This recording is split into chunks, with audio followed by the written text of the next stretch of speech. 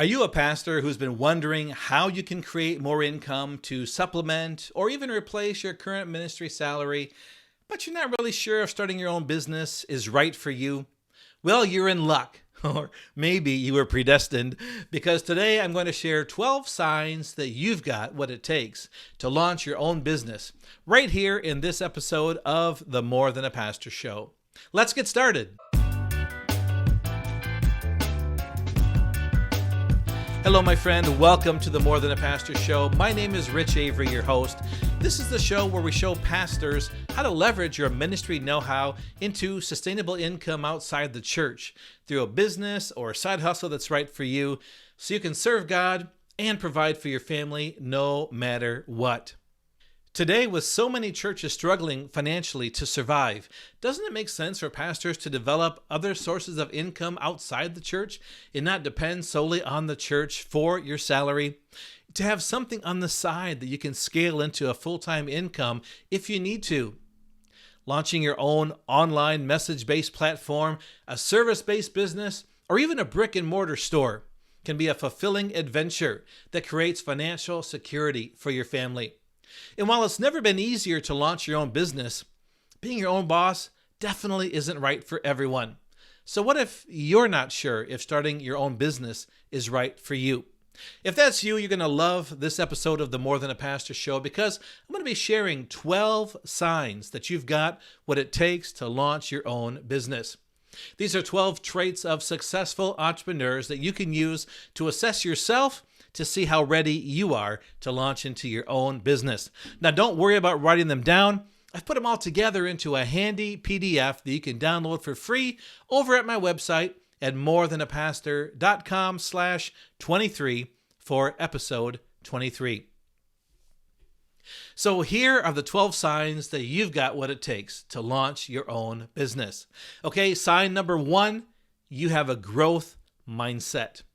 The fact that you're here tells me that you have, or you want to develop, a growth or abundance mindset. Our mindset informs the way in which we see ourselves, see the world, and make decisions. And those who adopt a growth mindset believe that God invites us to dream, to take risks, to learn new things, to grow our impact, and to live to our full potential. But people with a fixed or a scarcity mindset, they believe that the way things are is probably the way things are always going to be. And there's little that we can do to change things if we're unsatisfied. So they remain stuck, broke, and unfulfilled. But a growth mindset is vital if you want to take risks, try new things, and do what hasn't been done before. So I'd like to ask you, before we go any farther, are you exhibiting a growth mindset? Again, if you're here, I think you are. But to what extent is that true? And is there more that you can do to develop? Do you want to grow in your growth mindset, or do you have a fixed mindset? Are you worried about the future and you don't think there's anything that can really change? I just want to challenge you and encourage you that you can have that growth mindset. Number 2, you've always dreamed of entrepreneurship. If you've always wondered if starting a business is right for you, or you've dreamed of being your own boss someday, maybe now's the time to take action on that and turn someday into today. You don't need to go all in and invest a ton of money to launch into a business. There are lots of free or no cost or low cost business opportunities. So do what I call a low cost probe. Just begin with something small, something that doesn't cost a lot of money, and just begin to get your feet wet and see if this is right for you. Begin to explore those possible next steps. Otherwise, you're always going to be living your life wondering, what if? What if I would have launched that? What if I would have stuck with it? What if I could have made that happen? If you're not sure what your next best step is, consider signing up for one of my free More with Rich coaching sessions, where we help you find the clarity and confidence you need to move forward. You can sign up for that. Look for the link in the show notes at morethanapastor.com/23 for episode 23. Number 3, thinking up solutions to problems you're passionate about, or for new products or ideas. comes easy for you. At the most basic level, successful businesses and business owners solve real problems that real people have. So the problem solving skills you developed in ministry, they're going to be extremely valuable in any business endeavor. And if you love dreaming up new ideas or finding new ways to improve on existing products, making them better, smarter, faster, well, you're well on your way to success in business and in money. The key, though, is to focus that energy. Don't think up 10 ideas that push you in 10 different directions. Think of 10 ideas that keep moving you forward in the same direction where you want to go. Number 4, you know you have more to give. Look, no one job, even being a pastor, as great as that is, fully taps into all the skills we have, the talents, the experiences, or even the dreams or the passions that we want to pursue.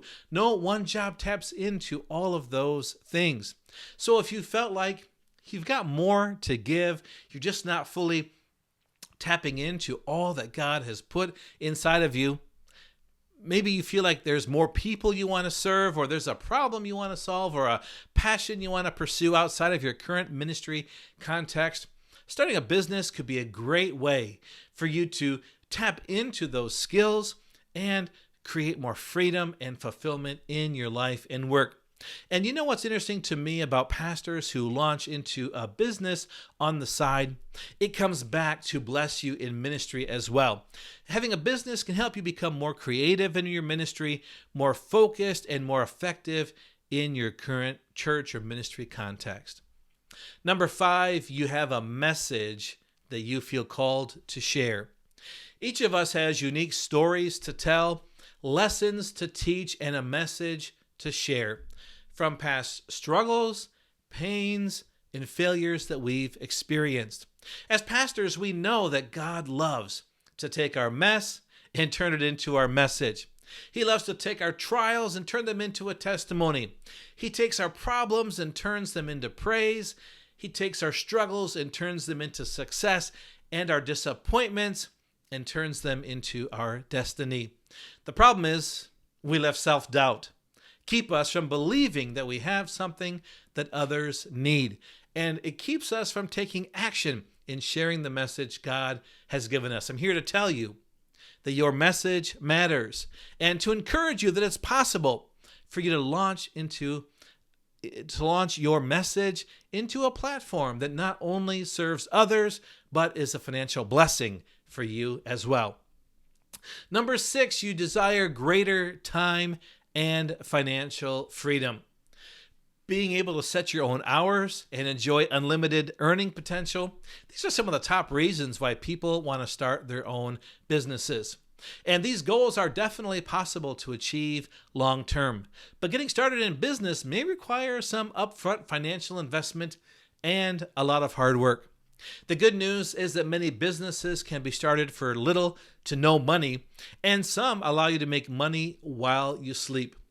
And if you're currently pastoring a church, you may need to help your church change its paradigm for how it engages pastors in the ministry and how it empowers volunteers to use their gifts and talents to do the work of the ministry. Thankfully, in this season right now in the church, because of COVID and the financial, political, and social disruptions that many churches have faced over the last few years, churches are open to new opportunities for doing things in new ways. You know, the ways the church has operated in the last 10 years are not the ways that are going to be operating in the next 10 years. The ways pastors have worked in the past are not going to be necessarily the ways pastors work in the future. Things are different. We have learned to adapt, to change, to grow. It's a different world. The church, the world that you and I trained for and prepared for, is not the world we do ministry in today. It's different. And so now is a great time to help your church make those shifts, make those changes to free you up to be able to pursue income outside the church. I think the church of the 21st century is going to look a lot more like the church of the first century than the 20th century. I think we're going to see more co-vocational pastors working in the church and in the marketplace. I think that's the future. I think now is the time to jump on that. So let's just recap. We're talking about 12 signs that starting your own business is right for you. We've covered 6 so far. Number 1, you have a growth mindset. Number 2, you've always dreamed of entrepreneurship. Number 3, thinking up solutions to problems you're passionate about or for new products or ideas. That just comes easy for you. Number 4, you know you have more to give. Number 5, you know you have a message to share. Number 6, you desire greater time and financial freedom. Next one, number 7, you understand the risk of failure and success. Starting your own business, it just involves risk at some level. But interestingly, many people prefer the security of their current job versus the risk of starting a business. But I really think they have that backward. Because how can you feel secure if you only have one customer? You know, if you're a pastor, you are in business and you have one client, and that is your church. And if that one client decides to part ways or to cut back on how much business they're doing with you, you're stuck because they are your one customer, your one client. But if you are in business for yourself, you've got lots of customers and lots of clients. And so if one cuts back or one moves on, there's plenty of others to pick up the slack. And so don't worry about the risk that you might fail. That's one of the biggest things that holds people back from launching into something new, from starting their own business, because of the fear of the risk of failure. The fear of failure holds people back from trying something new, from stretching themselves, from taking a risk. So what if your business doesn't succeed the way you had planned? What if your idea is a failure? I don't really think it is. If you learn from it, if it helps put you in a new direction, if it helps clarify the way you should go and the things you should do, that's not a failure. That's education. That's learning. And there is a price for that. There is a cost for that. But you have learned now what doesn't work and have helped to clarify which direction you want to go. So I say failure is not final unless you let it be so. But a failure is not really a failure. It is just a learning opportunity. And so don't be afraid of failure. Be willing to take a risk. Don't let it paralyze you. Whatever happens, just chalk it up to education for learning what works, what doesn't work, and how to do things better the next time. There's something else that holds us back unconsciously often, and that's the risk of success. It's easy to understand that there's a risk of failure. It's easy to understand why that holds people back. But how can there be a risk of success? Author Gay Hendricks talks about it in his book, The Big Leap. It's a book that has really impacted me. I read it on my sabbatical back in 2019. It really blessed and impacted my life. Gay Hendricks talks about an upper limit problem that each person has. We have an upper limit to the amount of success, wealth, or happiness that we feel that we are worthy of achieving. And so when we get close to hitting that limit, or if we happen to go over it at some point, we subconsciously pull ourselves back and keep us from achieving all that we're capable of, because subconsciously we don't think we're worthy of it. Isn't that terrible? But I think it's true because I've seen it in my own life. The fear of success has held me back so many times. We end up knocking ourselves down. We end up self-sabotaging the work we're trying to do to pursue our business, to grow our income, to do a new ministry or launch into something new, because we secretly, subconsciously believe we're not worthy of that kind of success. It sounds crazy. I've seen it in my own life. Maybe you have too. So be aware of the fear of failure. You have to understand, to be successful in business, understand the risk of failure and the risk of success. That's number 7. Number 8, you love to serve others. The desire to serve others is at the heart of any successful business. And your heart for serving God and others in your church is the same kind of heart that's needed to succeed in business. I've always appreciated this quote from Zig Ziglar. You can have everything in life you want if you will just help enough other people get what they want. I think this is one of the biggest reasons why pastors can succeed in business, because we have the heart of a servant. We want to put ourselves out there and serve and give and bless others. But one of the biggest hurdles I think pastors need to overcome is how we charge for our services, because we've been used to giving away things for free, for serving for free, because the church pays us so we can do all the counseling, the teaching, the preaching, the mentoring, leadership development, all that for free, as we should, because it's part of our work in the church. But if you want to have a profitable business, you have to be able to charge for those things. We need to have profits to be profitable, and that comes from charging a fair price for our services. Number 9, you've been creative and entrepreneurial in ministry. Do you have a track record for being creative, innovative, and entrepreneurial in your church ministry? If so, perfect, because those skills and experiences should naturally carry over and serve you well as you launch and grow your new business. And not just in the area of product or service delivery or creation, but also in sales and marketing and customer service. Let's face it, many churches have to operate within constraints of limited people and financial resources. And most pastors have had to learn how to manage budgets, reduce costs, and get creative in doing more with less. Man, those same kinds of skills of creativity, adaptability, and innovation are assets in business, and they'll serve you well in any business endeavor. Number 10, you're good at managing people. To succeed in business like ministry, you've got to be good at managing people. Now, you might want to be a solopreneur and not have any employees, and that's cool, but don't think you're not going to have to work with people at times, because you're going to have customers. You may have suppliers. You may have freelancers or contractors working with you from time to time as well. And if you do want to build a business and grow a business, you're going to need to have some kind of a team. It may not be traditional employees, but maybe virtual assistants and freelancers working with you and for you. So plan on bringing your people management skills with you into your business. Focus on the things that are most important for you to focus on, and delegate the rest to others who can help. Number 11, you're a self-starter and willing to work hard. I'm not sure if you know this, but when you are your own boss, you are your own boss. So you need to be able to manage yourself well, work hard, and focus your energy on the right actions that will bring success that you desire. Many pastors have learned this skill, especially those serving in solo roles, so chances are good that this will probably be a strength for you as well. But it's not just about working hard, but working hard at the right things that will move you forward toward the success you want to achieve.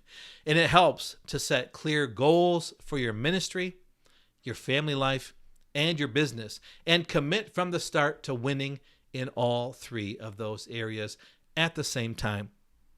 The last one, number 12, you have the right support network.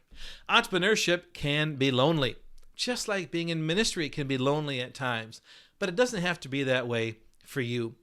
Many businesses fail when owners feel like no one understands their unique struggles, or when no one understands the challenges that they face, and they don't have anyone that they can talk to, anyone that they trust who will guide them and help them through the next steps that they need to take.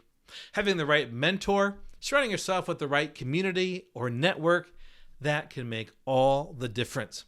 And that's personally why I launched More Than a Pastor. And I've made it my mission to help 1,000 pastors over the next 5 years to create sustainable income outside the church through their own passion-based, profitable business. And guess what? I'd love for you to be one of them as well.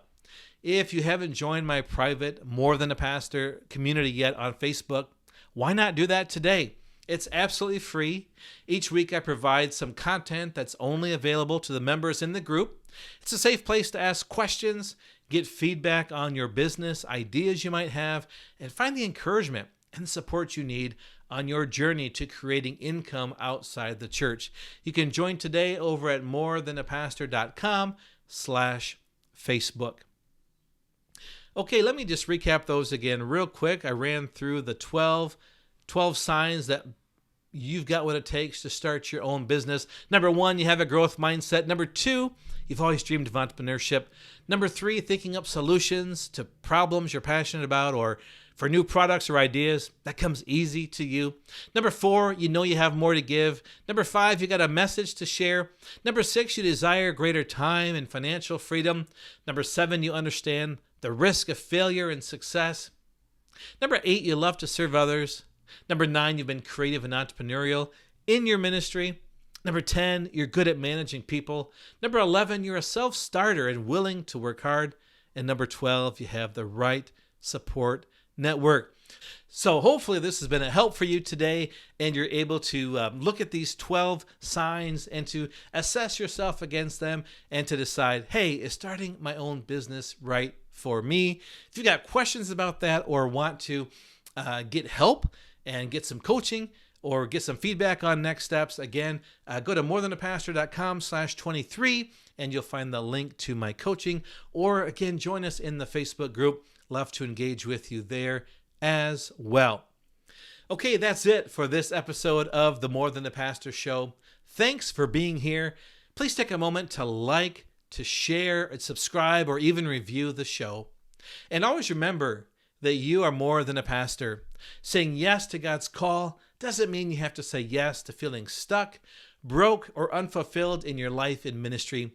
Let's work together and help you create the life, impact, and income you were made for.